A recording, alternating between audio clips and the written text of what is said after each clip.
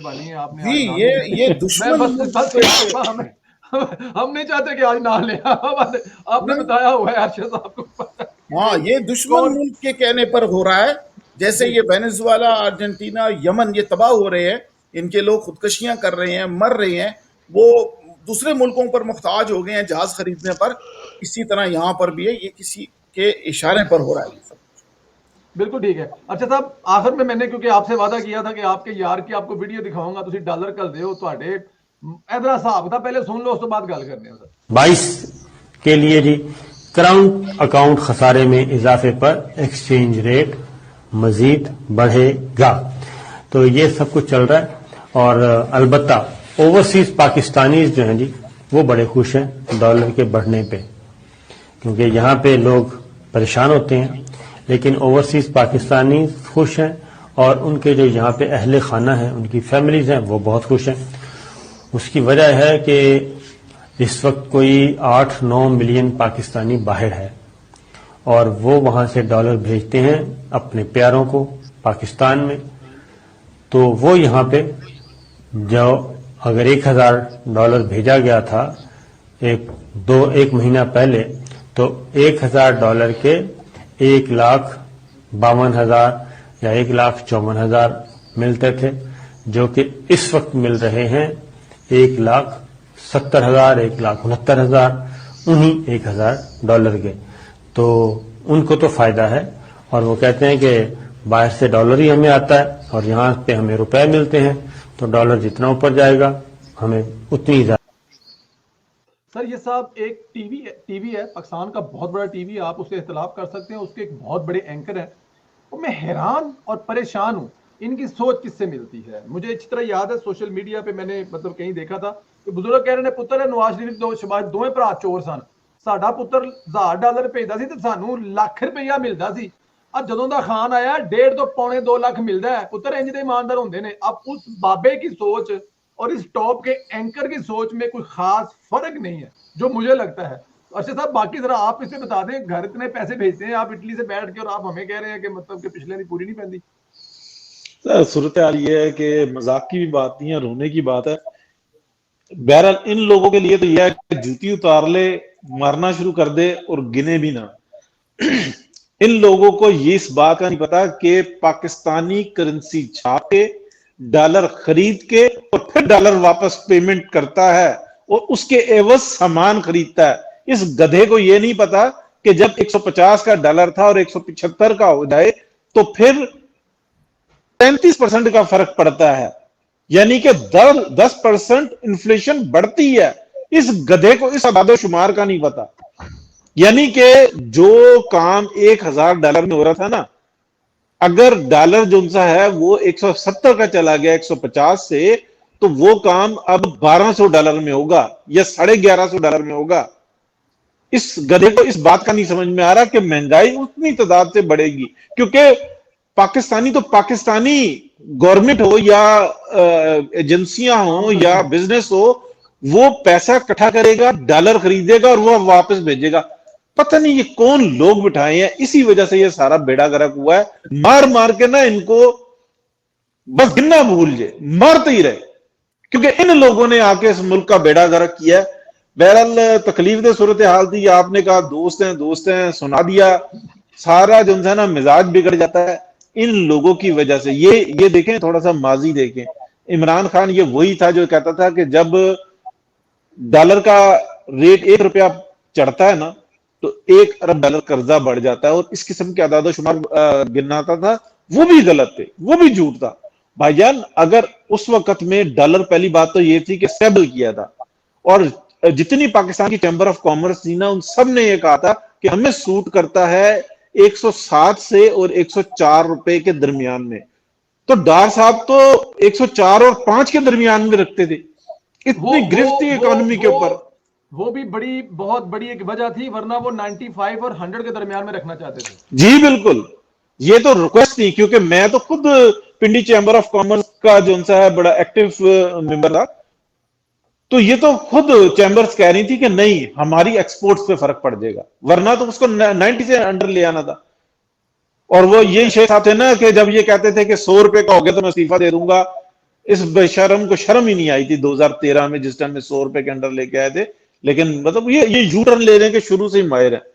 دوسری بات یہ ہے کہ تاریخ کے گواہ جو انسان ہمارے سامنے خان صاحب بھی ہیں, دعا کرنی ہے کہ اللہ تعالیٰ جو ان سا ہے خادم حسین رضوی کے جو بیٹے ہیں سعد رضوی, اللہ پاک حفاظت فرمائے. ان کی اطلاعات اچھی نہیں ہے, ان کی ضمانت بھی فائل ہو رہی ہے اور ان کی نظر بندی بھی ختم ہو رہی ہے, لیکن یہ کچھ دنوں سے کچھ ایسی اطلاعات چل رہی تھیں. پاکستان کے لیے اللہ پاک خیریت کا معاملہ رکھے. اس قسم کے انتشاری پروگرام جو ان سے ہے نا, ہمیں ذکر نہیں کرنا چاہیے, لیکن پھر بھی ہماری مجبوری ہوتی ہے کہ ہم کریں. تو اللہ پاک ہر ایک کو اپنی حفظ و امان میں رکھے. بالخصوص ہمیں ایک صدمہ ہم سے برداشت نہیں ہو رہا. ہم لاکھ اختلاف سیاسی طور پہ کر سکیں, لیکن بطور عالم میں بڑے شوق سے سنتا ہوں خادم حسین رضوی کو. آج بھی انہوں نے جو شمع روشن کی, جس طریقے سے اور جس لہجے میں اور جس دو ٹوک انداز میں وہ سمجھاتے تھے بات کو, اور بالخصوص نبی سے محبت کی بات کو وہ کس پرزور طریقے سے سمجھاتے تھے, نہ سیاسی نہیں دینی طور پر. آپ سیاست میں کسی سے بھی کوئی اختلاف کر سکتے ہیں, اتنا بڑا لاس. لیکن انہی کی تصویر جو ان سے نا سعد رضوی ہے, اللہ پاک اس کو اپنے حفظ و امان میں رکھے. آمین آمین, اس میں کوئی شک نہیں ہے. علامہ خادم رضوی اللہ تعالیٰ کی ذات ان کو کروڑ کروڑ جنت نصیب کرے. آخری دم تک وہ اللہ کے رسول کا نام اور حرمت پہ اپنی جان دینے کا کہتے رہے. وہ کہندے سن, اوے آج میری سن لو, میں جدو مر گیا تو تسی یہ کہنا ہے. اس میں کوئی شک نہیں. آج ہم وہی کہہ رہے ہیں, کہندا بابا ٹھیک سی. وہ یہی کہتے تھے نا, میں مر گیا تو تسی پھر کہنا کہ بابا کہندا ٹھیک سی. آج ہم کہہ رہے ہیں کہ بابا ٹھیک کہندا سی. خان صاحب پروگرام ختم ہو گیا. صابر شاکر صاحب کے لیے کوئی خوبصورت الفاظ کہیں گے؟ پیسے تسی گھر بھیج دیو. نہیں سر, میں ان کو پسند ہی نہیں کرتا اور میں نہ کبھی ان کو سنتا ہوں.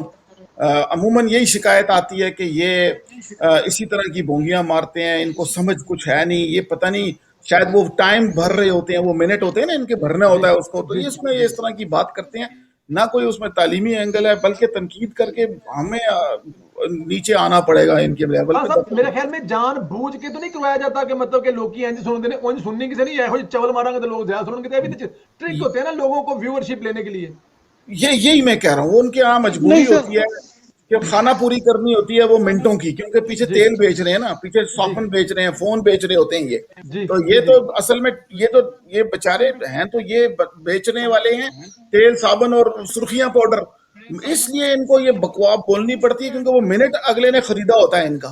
اگر ان کو ضمانت ان کے اوپر آ جائے نا, ذمہ داری سوشل میڈیا والی کہ قوم کو کھڑا کرنا ہے, قوم کو عقل دینی ہے, قوم کو آگے لانا ہے, اپنے مقام پر پہنچانا ہے, یہ 5 منٹ نہیں بات کر سکتے کیونکہ ان کے اندر نہیں ہے نا, اس لیے یہ ایسی باتیں کرتے ہیں.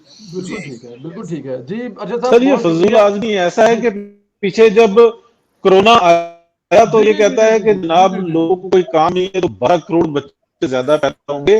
یہ وہی خبریں دینے والے لوگ ہیں. اللہ رحم کرے. یہ شاپر, اس کا نام بڑا اچھا رکھا ہے کسی نے, صابر شاپر.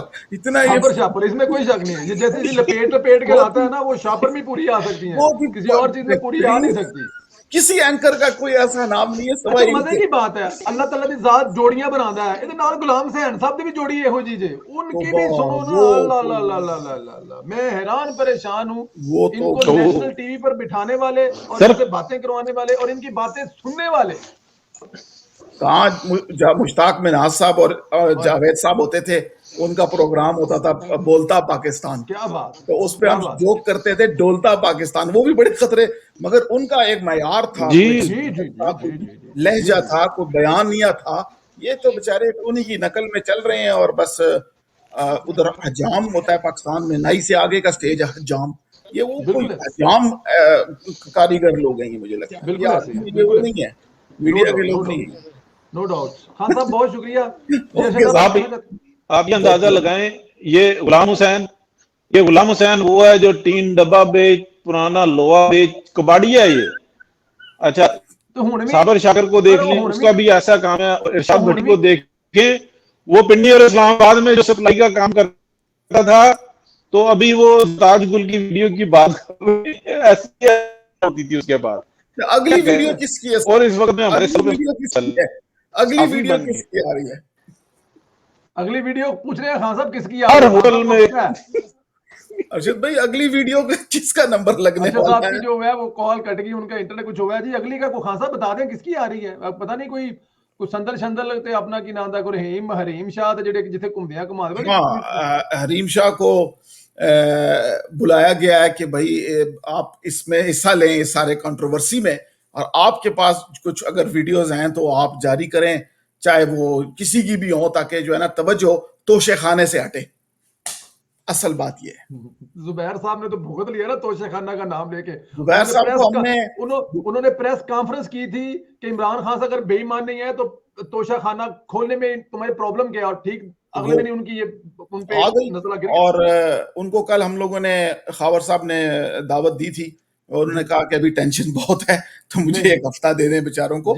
اور واقعی ان کے پتہ ہے ہمارے ہاں تو آپ کو پتہ ہے والدہ والد اور بیوی یہ تینوں لوگوں کو نا جھوٹی خبر ملے پھر بھی انہوں نے ڈانٹنا ہوتا ہے اپنے گھر کے بندے کو. آپ خان صاحب آپ دیکھیں, اگر آپ باپ ہیں نا, ایک بیٹی کے باپ ہیں, ماں آپ کی زندہ ہے, بیوی آپ کی حیات ہے, ان لوگوں سے جھوٹی خبر ہو یا سچی ہو, انہوں نے مطلب ہم اس سچویشن کو نہ دیکھ سکتے ہیں, نہ سوچ سکتے ہیں, نہ فیل کر سکتے ہیں جس سچویشن میں وہ ہوں گے.